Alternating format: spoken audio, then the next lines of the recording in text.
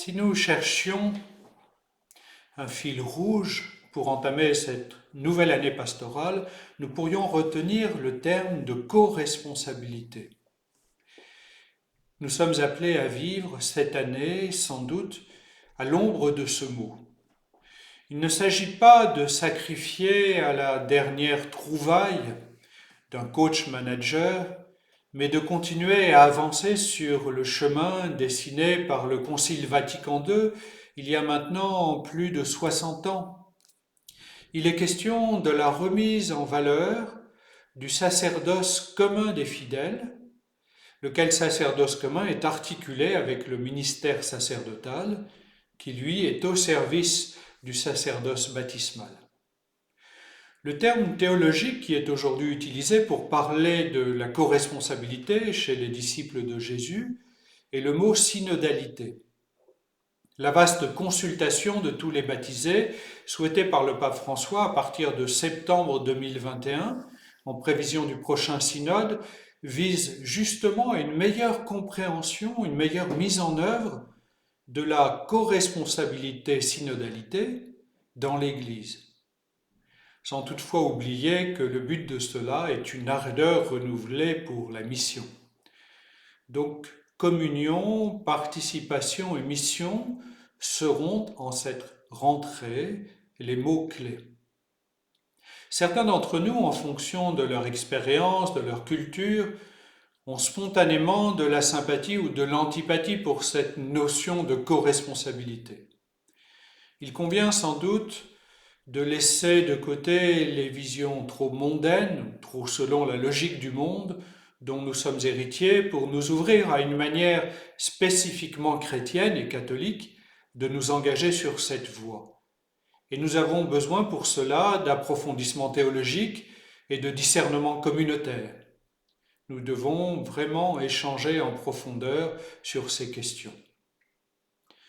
Comme nous cherchons à vivre autrement en Église, nous comprenons qu'il nous est demandé d'évangéliser notre relation au pouvoir, le pouvoir d'élaborer des décisions, le pouvoir de les mettre en œuvre. Quand nous parlons de pouvoir, certains sont alors tentés de penser qu'il suffirait d'enlever au clerc du pouvoir ou l'exclusivité du pouvoir afin d'éviter que ceux-ci n'en abusent et que nous soyons dans la ligne de cet appel à la co-responsabilité. Mais nous connaissons tous des paroisses dans lesquelles d'autres ont pris les rênes, qu'il s'agisse de tel ou tel, parfois sevré de responsabilités qu'il avait exercées dans la société, ou qu'il s'agisse encore simplement de la gouvernante. Donc le pouvoir parfois a simplement changé de main, sans que nous ayons pour autant avancé d'un pouce dans le sens de la co-responsabilité. La problématique n'est donc pas du tout celle d'une opposition entre clerc et laïc, mais celle d'un changement en profondeur de mode de gouvernement afin que la parole de tous ait de la valeur, à commencer par celle de ceux qui habituellement ne comptent pour rien. Vous n'avez qu'un seul maître, le Christ, et vous êtes tous frères, nous dit le Seigneur dans l'évangile de Matthieu au chapitre 23e. Depuis les années 60, les interventions du magistère se succèdent en allant dans ce sens d'un appel à la responsabilité. En 1968, le cardinal Suenens disait « Si l'on me demandait quel est le genre de vie, entre guillemets, le plus riche en conséquences pastorales qu'on doit au Concile, je répondrais sans hésiter la découverte du peuple de Dieu comme un tout, comme une globalité, et par voie de conséquence, la co-responsabilité qui en découle pour chacun de ses membres. » Ces paroles sont claires. Le pape Benoît XVI, en 2009, ne disait pas autre chose.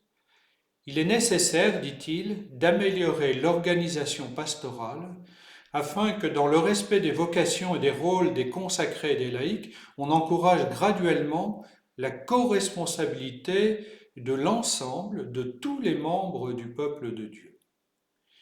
Nous pourrions bien évidemment relayer toutes les prises de position du pape François. Retenons simplement celle de cette lettre du 20 août 2018.